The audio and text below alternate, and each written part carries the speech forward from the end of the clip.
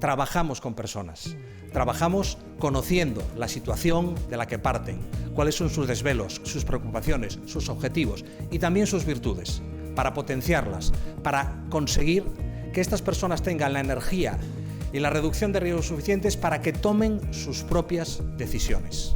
Nuestra forma de trabajar es acompañar a las personas para que encuentren sus propios objetivos. Parabéns por estes 25 anos de pegada, que sigades sendo Ronsel, sigades sendo camiño no mar, sigades sendo guía, impulso e esperanza para quen o precisen. Un traballo extraordinario nese ámbito da colaboración público-privada que tanto pois anunciamos das administracións, pero que tanto tamén necesitamos entre todos para o progreso da nosa sociedade. Moitísimas grazas. Son 25 anos nos que a Fundación non só abriu camiños cara ao emprego e o emprendemento, senón que abriu portas que estaban pechadas para moita xente, axudou a transformar as incertezas en oportunidades, as ideas en negocios e os medos en confianza.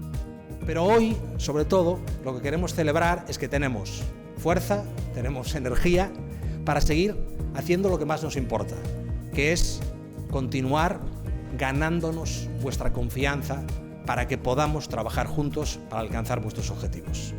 Grazas por acompañarnos hoxe nunha data tan especial para celebrar estes 25 anos. Moitas grazas por estar aquí.